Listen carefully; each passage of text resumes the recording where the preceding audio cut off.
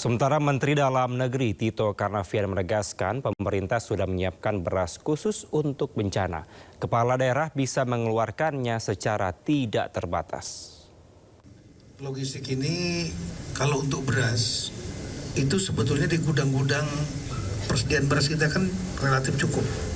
Karena dari 1,3 juta ton dari bulan Agustus lalu yang cadangan di Bulog yang harus dikeluarkan tuh sampai dengan Desember untuk beras SPHP itu masih ada yang baru keluar kira-kira 800.000 sampai 900.000 ton. Artinya cadangan masih ada 600.000 ton.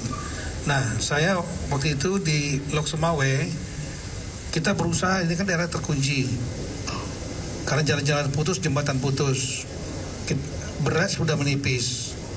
Nah, kemudian kita mau mencoba untuk cari beras dari Medan atau dari Riau dan kemudian dari Banda Aceh.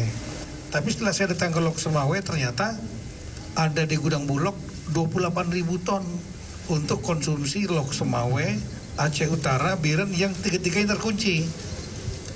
Dan jadi sebetulnya nggak perlu ngambil beras ke tempat lain, itu cukup untuk 9 bulan itu. Nah, sehingga akhirnya mereka bisa mengeluarkan ada namanya beras bencana, itu bisa dikeluarkan unlimited sepanjang ada surat permintaan dari kepala daerah dan kemudian kepada Kepala Badan Pangan Nasional Pak Mentan, Pak Amran, dan setelah itu dieksekusi oleh Bulog. Nah, alhamdulillah kami sudah koordinasi dengan Bapak Mentan, Pak Amran, terima kasih sebagai Kepala Badan Pangan Nasional.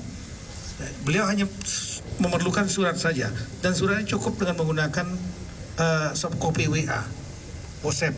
Setelah itu Pak Mentan langsung akan memforward kepada Dirut Bulog, Pak Rijal. Kita ada koordinasi juga dan Pak Rijal akan sudah Zoom meeting dengan seluruh daerah yang terdampak. Jadi tolong rekan-rekan kepala daerah, banyak nggak tahu ini mungkin rekan-rekan kepala daerah yang terdampak, ya tolong lihat kondisi cadangan yang ada di gudang Bulog. Kalau seandainya itu ada, tinggal buat surat saja kepada Kepala Badan Pangan Nasional Bapak Amran melalui WhatsApp bisa, kalau nggak melalui saya juga bisa. Nanti saya forward kepada Pak Amran dan setelah itu nanti langsung kepada Bulog. Bulog akan langsung mengeksekusi. Jadi sepanjang ada surat itu langsung dieksekusi hari itu juga. Pemirsa, niat menyalurkan bantuan bagi korban banjir justru berujung sia-sia. Bantuan beras untuk korban banjir di Kabupaten Tapanuli Utara berserakan dan rusak setelah dijatuhkan dari helikopter.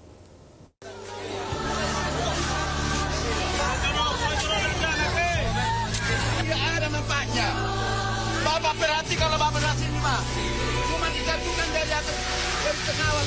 Ini mah caranya menjatuhkan. Tidak ada buktinya. Salah seorang korban banjir yang diduga dari Desa Manalu Purba, Kabupaten Tapanuli Utara, Sumatera Utara ini mengungkapkan rasa kecewanya setelah melihat bantuan yang rusak.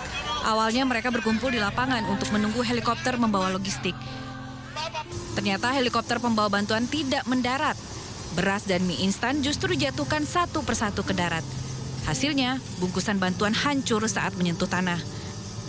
Warga terpaksa memungut butiran beras yang ternyata sudah tidak layak lagi dikonsumsi. Ketua Posko Darurat Bencana Alam Provinsi Sumatera Utara, Basarin Yunus Tanjung, mengatakan kegagalan distribusi logistik dari udara karena sulitnya akses menuju lokasi. Pihak Pemprov Sumut berjanji akan mengevaluasi proses penyaluran bantuan agar bisa diterima dalam kondisi baik serta layak. Dari Medan, Sumatera Utara, Ahmad Ridwan Nasution, iNews melaporkan. Sementara pemirsa, Kapolri Jenderal Listio Sigit Prabowo mengatakan terus evaluasi cara pemberian bantuan untuk para pengungsi banjir longsor di Sumatera. Kedepannya pemberian bantuan akan lebih baik, termasuk dengan mengatur ketinggian heli pemberi bantuan agar bantuan tidak rusak. Memang kemudian dilakukan evaluasi, yaitu dengan memberikan siling atau kemudian membungkus dengan lebih kuat dan tingkat ketinggiannya pun kita turunkan untuk supaya logistik yang disalurkan lewat airdrop tetap terjaga.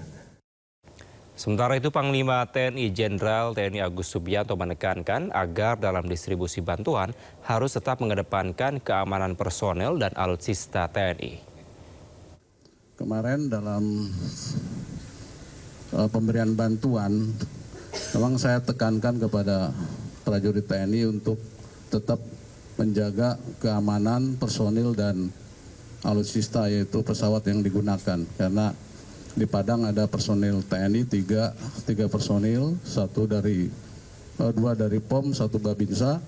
Pada saat membantu penanganan bencana terbawa arus, beberapa hari ditemukan dalam keadaan meninggal dunia. Sehingga saya tekankan bahwa dalam penanganan perbantuan agar tetap menjaga keamanan personil dan alutsista yang digunakan. Nah, pada saat kemarin heli mau mendarat, di situ ada kabel, sehingga diputuskan oleh pilot barang itu tetap di drop, walaupun mungkin ada beberapa beras yang tercecer, tapi daripada dibawa lagi ke pangkalan udara, lebih baik di drop dan bisa dimanfaatkan oleh masyarakat. Terima kasih. Terkait bantuan yang dijatuhkan dari helikopter, Kepala Staf TNI Angkatan Darat menjelaskan bahwa sejumlah heli tidak dapat mendarat sembarangan.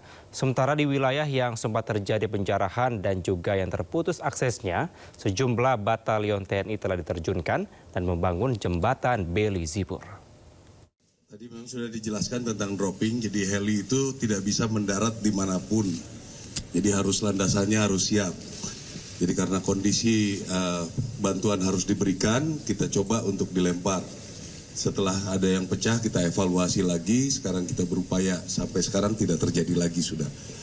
Terus yang kedua tentang Starlink, itu memang peralatan kami dari Kemhan dan kami juga, memang pulsanya kan belum tahu siapa yang mau bayar. Jadi itulah kondisinya. Tapi semangat kami untuk membantu, kami kirimkan berpuluh Starlink ke daerah bencana. Terus selanjutnya juga tentang penjarahan, memang mereka mungkin resah, takut tidak dapat makan, tapi sekarang kami sudah terjunkan anggota ke daerah-daerah belum terakses, sehingga mereka bisa mengatur masyarakat di sana, dan kami kirim secara fast roping anggota-anggota itu di sana. Inilah kita langsung merasakan gunanya batalion-batalion TP. Jadi mereka sekarang yang banyak bergerak di daerah-daerah bencana untuk membantu masyarakat. Untuk jalur nanti kami sudah menyiapkan jembatan Beli. Paling lambat hari Jumat akan berangkat 8 set. Mudah-mudahan ini bisa menghubungkan beberapa daerah yang kritis. 8 set. Jadi pemasangan mungkin sekitar 5 sampai 1 minggu, perjalanan 2 minggu mudah-mudahan bisa sudah terpasang. Pemirsa, banjir bandang dan longsor juga menyebabkan pasokan gas LPG tersendat, salah satunya terjadi di Banda Aceh. Bahkan warga harus rela antre di bawah terik matahari meski sudah antre sejak pagi. Sambil membawa tabung gas, warga harus rela antre hingga mengular ratusan meter di kawasan Banda Aceh dan Aceh Besar. Ratusan warga ini sudah antre sejak pagi hingga siang hari hanya untuk mendapatkan gas LPG. Salah satu pangkalan gas yang diserbu ada di Jalan Jenderal Sudirman, Banda Raya, Banda Aceh. Warga mengaku kelangkaan gas sudah terjadi selama 2 hari hingga berdampak pada banyak pedagang dan ibu rumah tangga. Tersendatnya pasokan gas diduga akibat jalur darat yang tertutup dampak banjir dan tanah longsor di Aceh, Sumatera Utara, dan Sumatera Barat. Warga berharap pemerintah bisa segera memasok gas agar kelangkaan ini bisa segera teratasi.